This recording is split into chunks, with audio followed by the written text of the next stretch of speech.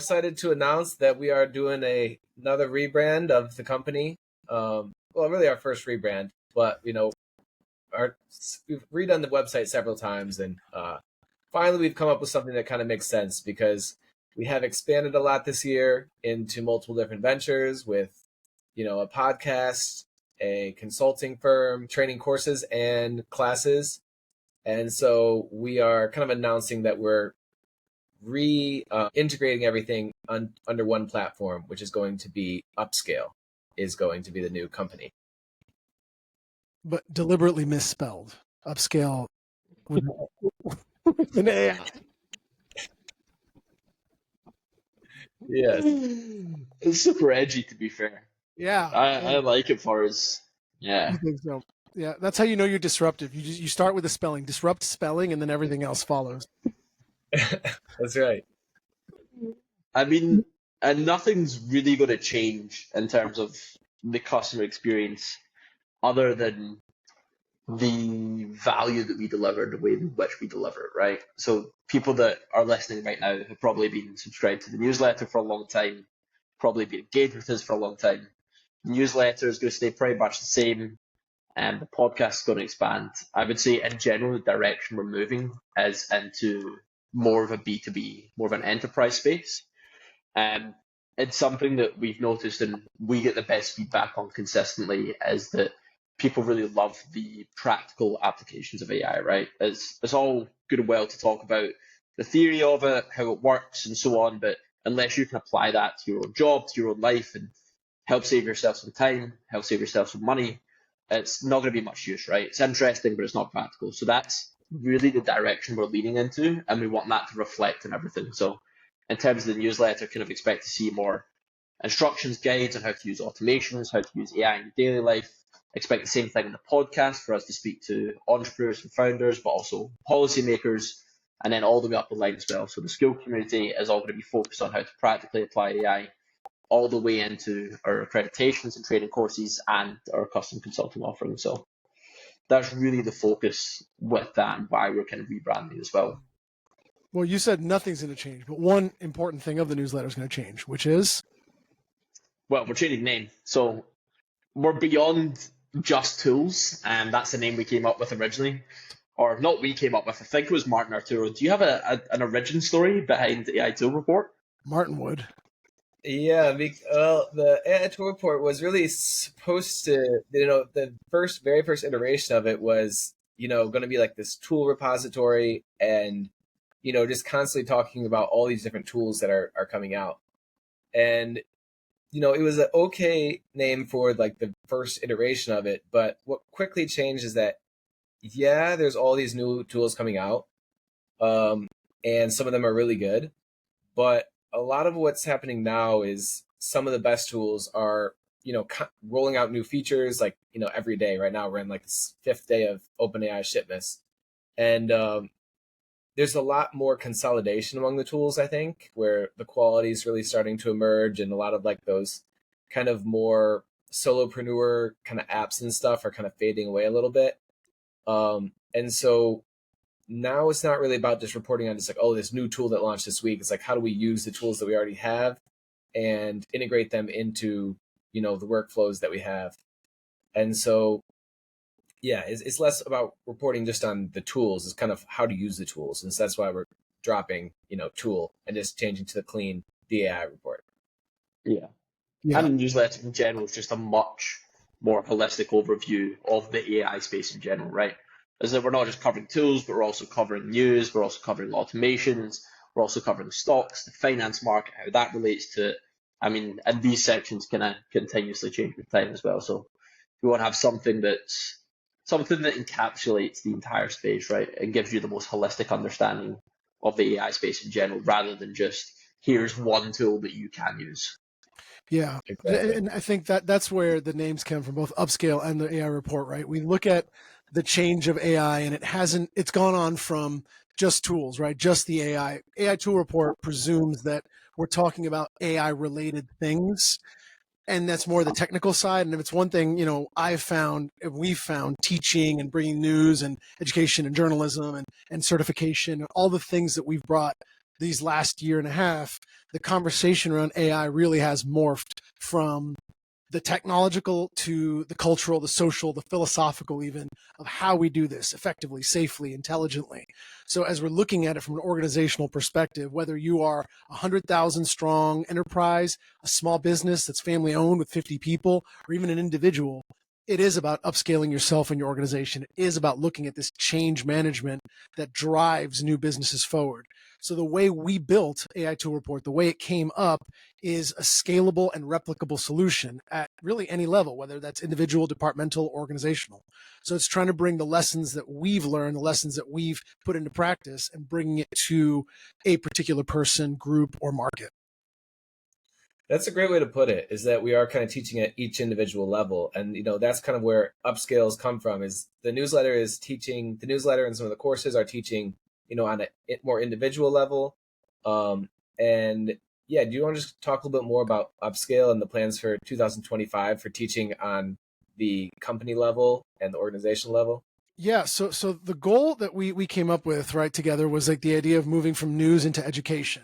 Like people, like it was cool. People within the AI space wanted to see more of AI, but there's a lot of people outside the AI space that are still uncertain about what it even means in many ways, right? I'm still surprised at how many people we interact with that are like, ChatGPT what? So, what Liam and I started running with, when you were kind of like, hey, let's start exploring what it looks like to bring new people into the ecosystem.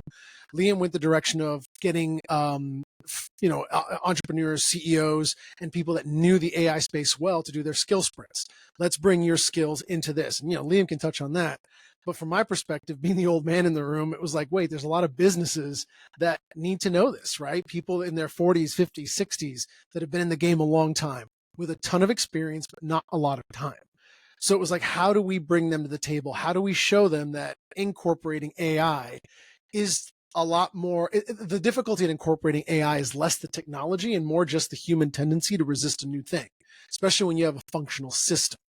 So if we can help people get over that initial hump that feels steep, but is actually quite short, it can teach them how to, quote unquote, prompt engineer, with the reality is it's just engaging and speaking to an AI the way it needs to be spoken to be effective. But then also expanding lessons into cybersecurity, best practices for, to prevent data breaches, governance and workplace AI, generative AI policies, the kind of things that organizations may not be thinking of, but really want to be thinking of, because generative AI is here to stay. It's going from a tool to a culture, and it's a matter of just staying current and taking advantage of that early adopters trajectory to maximize benefit over a given period of time. Yeah, and I think we're moving from, 2024 being the year of, experimentation for a lot of these companies and kind of playing around with things, to 2025 going to be the year of true implementation and building things from the ground up with AI workflows in it. And so that's kind of reflecting in our company, how we're going about this as well. It's kind of going from more experimental to more implementation, as both you guys said.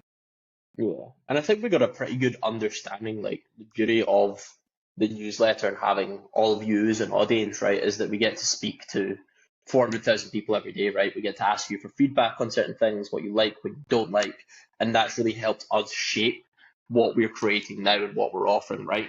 And the kind of idea behind everything that we're doing at Upscaile and at the AI report is something that Arturo said very, very, very early on. I remember in the first few months that this was created, was that we wanted to meet people where they're at and then build them up from there, right? Take them to the next level.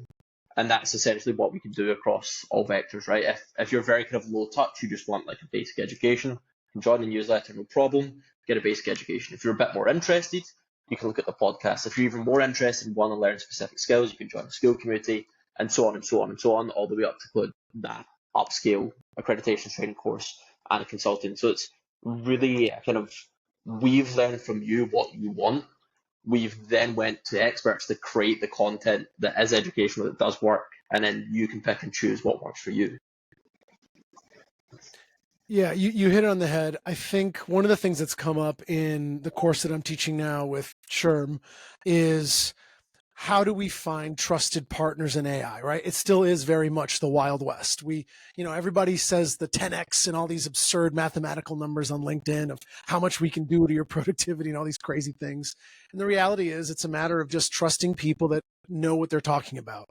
And I would say that's our ultimate goal, is to showcase what we've learned, what we've put into practice in keeping the newsletter going and bringing education to people and saying, hey, if you need help, whether that's as simple as being up to date on the news, as straightforward as being taught how to engage with generative AI, or as complex as finding a custom AI solution for your organization, we can be that trusted partner. And if we can't, we can help you find it. So this is the rebrand. So now we're talking more about 2025 as well.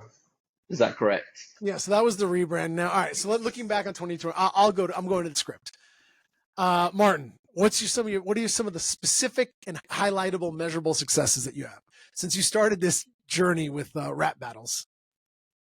Yeah, so just kind of a story about kind of the worth of just trying some stupid shit and then working from there. And just how important it is just to kind of get started in any way you want and then just quickly adopt and ditch the bad ideas and double down on the good ones. So this whole journey kind of started, I kind of knew I wanted to go all in AI. I had a bunch of other projects, but I realized that they were all kind of insignificant and small compared to the opportunity set of AI that was happening, because I was just using ChatGPT every day in my own workflow, and I was like, okay, this is more valuable to me than.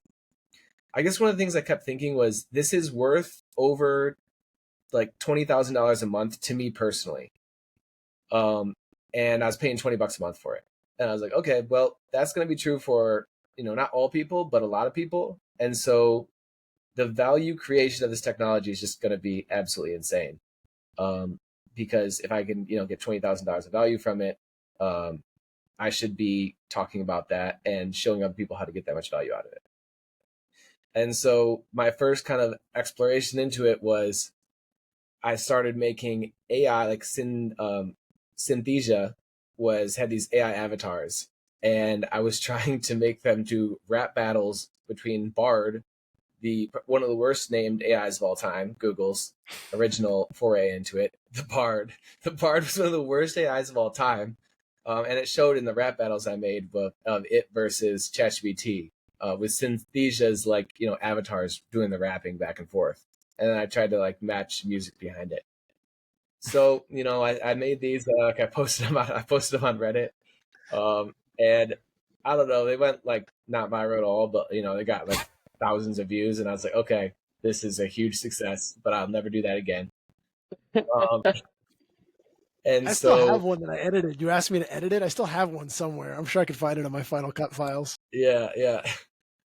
So then from there, I was like, okay, I don't know what I was supposed to do with that, but it's just your first step in. So really, I do think that is important, just to do something in AI and then quickly make better decisions from there. But so then I just had a Twitter account, and I was just tweeting a couple thoughts about AI here and there. And I just had a link to my Beehive. I made a Beehive newsletter that had 0 subscribers, and I just had a link to it in my profile. And I was posting about AI once in a while, and then I got 2 subscribers. At one point, I checked my Beehive a month later, and I'd gotten 2 or 3 subscribers. And I was like, geez, that's easy. I was like, this I got so much confidence from those 2 subscribers. I was like, all right, I'm all in. And so I decided to take it more seriously, started posting more, started running ads. And, I'm someone where once something's somewhat working, I just put a lot of gasoline on it. Thankfully, I didn't throw gasoline on the rap videos that no one wanted. But yeah, so I started throwing fire and money and time at just growing the newsletter, because it felt like everything was moving so fast that there needed to be a way to kind of keep up with things. And I knew it was a low downside decision, because at the very least I would learn a ton, as I was kind of telling other people about it. So it's a 0 downside decision. And then it just started growing like crazy, both organically and through ads. And so doubled down with that. Was quickly overwhelmed with all of the work that was involved, and so hired Arturo, And he came on and started doing all types of weird stuff that is now useless. Useless. Uh, and what I mean, so much time on those stupid characters, man. yeah, for any of like the early on subscribers, you know that like the newsletter went through a bunch of different like visual identities, because it's surprisingly hard to get a newsletter that kind of looks good. And so our initial newsletter, it really looked like something from the 1980s. It really looked like something from the 1980s. What are you doing with that water bottle, man? That's bad discipline, bad recording discipline. I'm 30. Leave the cap off. You sound like you're playing the drums. Anyway, you're trying to distract from your terrible design. I'm so sorry. Oh, this Yeah. Lots of slides into his DMs. I'm sorry, Martin. You were talking about our dated and terrible archaic design. You hired me for graphic design. You had no idea how bad I was at it. Yeah. Yeah, so I hired Arturo for just do for like something. this, for something, because I was just overwhelmed. And we worked on different design things, and then he helped starting me write the newsletter. And things were still growing like crazy. And so we made a couple bad hires. At your first hires, you're always like trying to save money, and you're on like Upwork and Fiverr, and not to say there wasn't great people from there, but we didn't make good hires at first. It was one. Yeah, we made one terrible hire, who will not be named. And then we kind of figured it out. We need someone a little bit better. And Liam reached out to me through Twitter, and we just started talking a little bit. And I essentially said he's hired like immediately. I think we did like one phone interview, and I was like, "Yep, I'm completely overwhelmed. We'll take you." Yeah, we were so tired that we couldn't wait for the right person, so we just stuck with you. And now you're here. Just scraping the bottom of the barrel as much as possible. Yep. Exactly.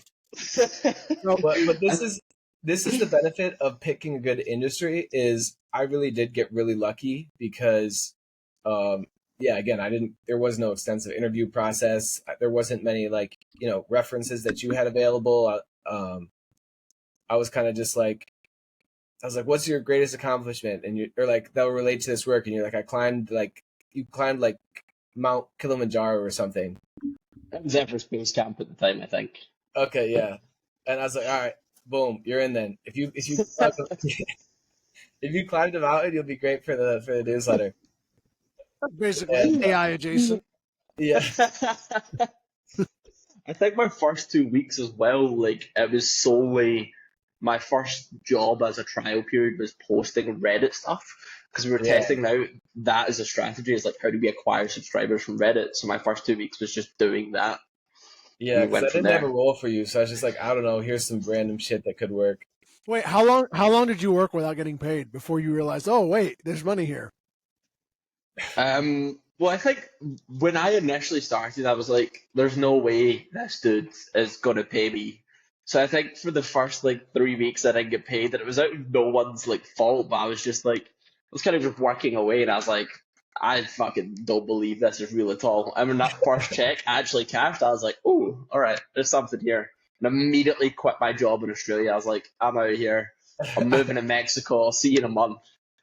Well, when Martin brought all that up, I was like, what? No, this person's in Australia. They're going to move for this job, and they're quitting? That doesn't make any sense. He's going to kill you. There's no way this is real. He's absolutely going to kill you and then do terrible things to your body. No way. No way, man. No way. But that's funny because I actually – oh, go ahead. No, you go ahead. I was going to say that's actually funny because that was probably around the same time that I worked for 5 weeks without getting paid. And it was he was in the middle of switching bank accounts or something. And it was the worst part because it was the time of year where all my subscriptions renew. My 3D Matterport hosting, my Photoshop, everything. I've got $4,000 in subscriptions that come out all at one time, $4,000 or $5,000. I was like, hey, bud, it's been a while. I don't mean to be a dick, but I need money because, I have children. Yeah, the beginning was very just, flying by their bootstraps to the extreme. And so, yeah, people weren't getting paid really. I mean, they're getting paid, but it was just late. And yeah, it was all a mess. But yeah, again, what I was saying is it's just really important to pick the right industry because, if we were picking like a newspaper, I don't know, like a dying industry, like, railroads or something. It's just hard to acquire the right talent, and so it's really important to pick to pick the right industry. I 'Cause, don't like, know shit about railroads. Are they dying? Is that like, yeah, accurate? they've been dying for like 300 years. Boom in the 1800s. That doesn't make sense. I was just on a train. You think that doesn't mean it's not a dying industry? That's a fair point. Yeah, you're right. That's anecdotal. They have like an 8P. They trade at like 8 times earnings, and yeah, they're dying industry. But maybe they'll have a resurgence at some point. I love yeah. So like, you're not going to get someone who's willing just to move to like Guatemala within like 2 weeks in order to be on the same time zone as you if you don't pick a good industry. And so pick a good industry, whatever you're doing. And I mean, pretty much just pick AI. And like, you think about like the quality of people at these top like AI firms, and it's just like, it must be absolutely insane. The amount of talent they're able to get. And I mean, they have to pay them extremely well, but that's why this industry is just going to continue moving faster and faster. The quality of people in it is really just insane. It's really stuck like pretty much all of the talent up in the world, and will continue to do so. And just the rate of AI development right now is insane alongside everything else, right? It's like we're already getting computer use from, I mean, Google just released their computer use today to a subset of beta users. You have Anthropic with Claude, and then you pair that with more advanced chips. I know that Google just recently released that quantum chip as well, the potential of that to combine with this as well. Like, the rate of change and the rate of pace of innovation is going to continue to increase. So it just makes sense to be informed and be at the forefront of that as well. I know. I was thinking about like in the last week, so much stuff has launched. Like, we can't even cover all of it in the newsletter to the extent that we'd want to. And so like, even a lot of January is almost going to be digesting some of the news that's come across in the last week. Like, the last week has really been just absolutely insane with the amount of stuff that's happening. And one important thing to note is now there's essentially 3 different vectors for scaling, which means things are going to accelerate even further. So the first vector, obviously, that we've known about for a while is pre-training. And, that's these huge, H100 clusters, soon to be B100 clusters.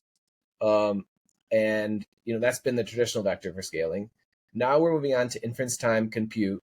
And, we're going to have O1 style models and O1 Pro, where, it's thinking for minutes or longer. And soon we're going to have like agentic capabilities on top of that, which is going to be another vector for scaling. And then the other vector is going to be like these essentially multiple different O1 search trees happening at the same time. And then you're going to, all of that is going to be scaling at the same time. And then we're also going to be adding on agents. And so we essentially have 4 major vectors for scaling, actually, really now. Where before we really had 1. And like, all of that's kind of happened in the last, 2 months, most of it. So if things were going at already breakneck speed, they're essentially going to be 4x speed from in 2025, I feel like. So on that train, what are your predictions for AI this year and the next few years?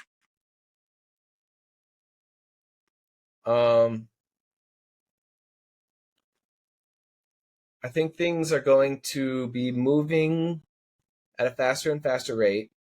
I kind of hope we hit some type of slowing down at some point so that our society can digest the current things that are happening. But yeah, I think 2025, 2026, even if we don't get any fundamental shifts from here, are going to be absolutely insane. And I think a little bit scary from just how quickly things are going to accelerate. So yeah, I'm kind of hoping some of them will slow down a little bit, but I don't see any reason that they will. And it's hard to make specific predictions, but I mean, agents are 100% going to be a major category in 2025. I think we'll see, none of them really work that well yet, besides for coding. But they're all very, very close. Like Claude computer use, once it has like essentially different integrations included, will be crazy. The Google thing I haven't checked out yet, but I'm assuming that's going to be pretty crazy. And all of these things are actually already pretty much built. It's just they need the scaffolding and the integrations to make them extremely powerful.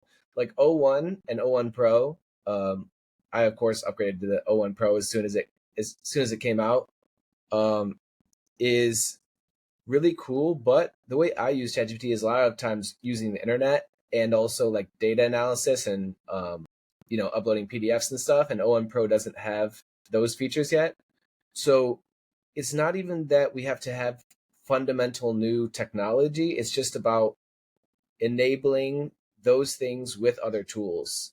And so once we have the internet integrated and PDFs integrated into O1 Pro and then add on agents on top of that, we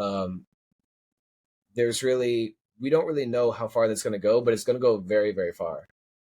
And I think the next 2 years will be extremely fast moving, and we're starting to see like the beginnings of like true disruption across industries where entire jobs will be automated away, and I think there'll be like other jobs that will come online for the first couple years of this disruption, but after that is where I'm not exactly sure what will happen, because I do believe, society's always found a way to integrate technology so that, unemployment has essentially been like, dropping for hundreds of years. If you look at it, from that basis, even, in the Industrial Revolution, people thought, oh, all these people are going to get laid off, but no, like, so technology has generally been integrated into society and not caused massive unemployment or anything like that. And I think that'll continue to be the case for the next 2 to 3 years. But after that, I'm not so sure. That's an interesting perspective for someone from Detroit. Why is that? Just the idea of like automation and like just like what goes, what doesn't come, like who loses their jobs and all that. Because I do think if you look at like Detroit, I would say like where you're from is probably one of the areas that was most affected by automation, right? Now, obviously it transformed our industry and it changed so much of the world, and it was a long-term good. I just think balancing the individual versus like the societal impacts is always an interesting thing. So I mean, I don't disagree with you, right? I think the predictions that you made are accurate. It's just interesting, like how the perspective can shift things. I think to add to that, and I'm really curious to hear Liam's predictions in a sec. Like I think all the things you said are true. I think what's going to happen though is most of that's happening under the hood, and for the average person, I think we're actually going to hit a wall in terms of the hype cycle, because all that stuff will be happening behind the scenes. And at a certain point when ChatGPT and Copilot can't like do smarter wording kind of thing, people are just going to like lose interest when it's not. Technology is cool, but if it's not solving the immediate problems the average person has, it doesn't catch as quickly, right? So it's going to be like this like disconnect for a little while. I don't think it'll be a long one, but it'll be a disconnect for a while. People are like, oh, that AI was a flash in the pan, and all of a sudden 2 or 3 years later, it's going to be AI agents, boom, jobs gone, this change. Like it's going to hit hard and fast, which speaks to why we do what we do, right? Like keep people ready because it's coming. Anyway, Liam, let's hear your side. Well, mine is just probably an encapsulation of a lot of things that we've mentioned, right? As there's going to be two things that happen. One, we're already going through a period of consolidation, and I think that's going to go one step further, right? And where I see it moving to is that we maybe have one specific AI tool, or maybe 2 or 3 specific AI tools that are just leaps and bounds beyond the other ones for that specific role in an organization, right? So if you look at operations, for example, you might be using Smart Suite, or you might be using Asana or Notion, and they'll just get better and better and better because they've got more money to invest into how this AI is used, and the guardrails to give it, and the information to feed it. And the same will be for marketing. You might use Ad Creative or another company like that. So we're going to see that happen. That consolidation is going to go further. We're going to see those kind of tools at the top that do have the resources, the backing, and the information from what's currently in the AI market, but also just from the audience. They're able to produce a better product that works better for that specific role, right? So that's going to happen. I think the second thing that's going to happen, right, is when we keep in mind the idea of automation and agents and stuff, right? The reason that AI is still scary, and the reason that AI has not been adopted by the masses on a mass scale, is because it is still complicated and hard to understand, and sometimes finicky and hard to work with and stuff like that, right? It's not immediately understandable, even if they do wrap up in a different tool, right?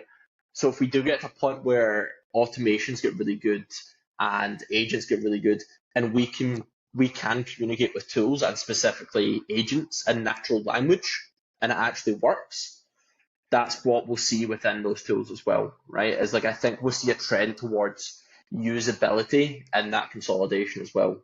I think you'll see these big companies at the top think, how can we make these tools easier to understand and easier to use for the general user?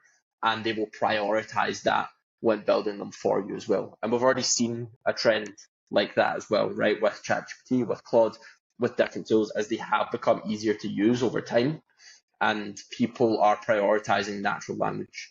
For example, Zapier, if I go into Zapier a year ago, I need to put all the different parts together with my own hands, whereas right now I can just go ahead and type what I want made into a Zap, and it does it like that because it's natural language, right? And I think the only way to get this mass adoption, to get people on board, is to make that usability so easy that it's like a 4-year-old using an iPad.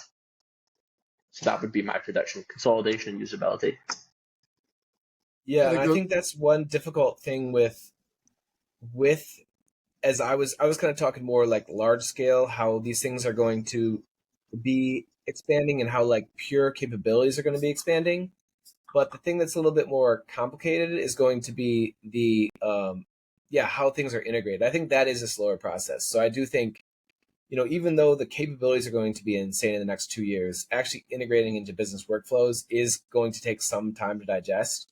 And companies that do that quicker are going to have, major advantages versus the ones who kind of drag their feet.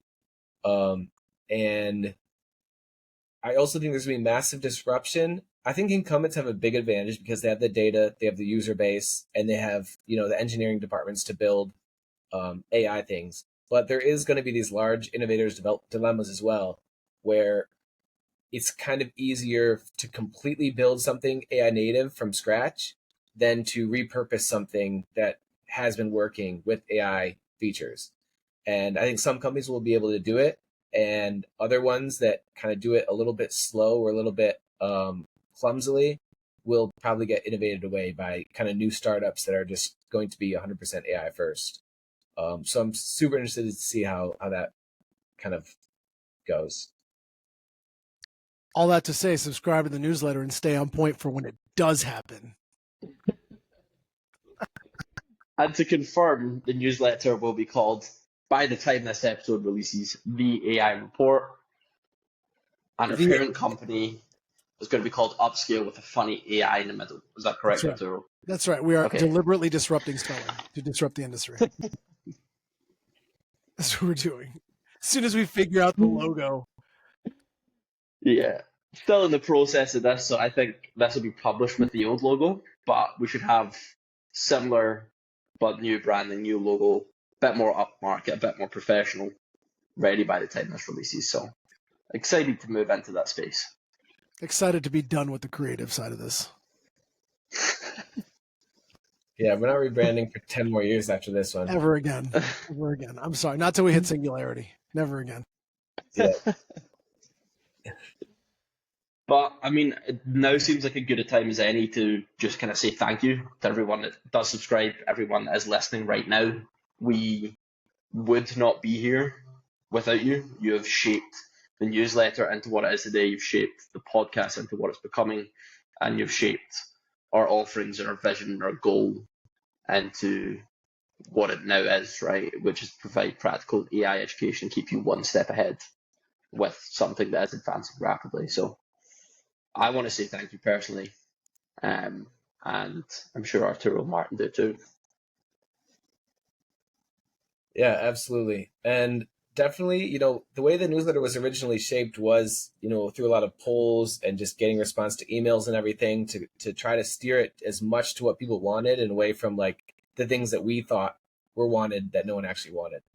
And so that's going to be a continued focus in 2025 is like making sure that we are laser targeted on what the audience wants. And so, yeah, please do, respond to emails, and you can even reach out to us directly on socials to kind of say what you want more of, because, that's the whole goal. Yeah, we do read the feedback. I think that's the most important thing. What you want is what we give you. That's the whole point of what we're doing. So yes, send emails, respond to polls. One of us three will see it, if not all of us. Yep. Cool. Are we done? That was great. That was great. Wow. Awesome.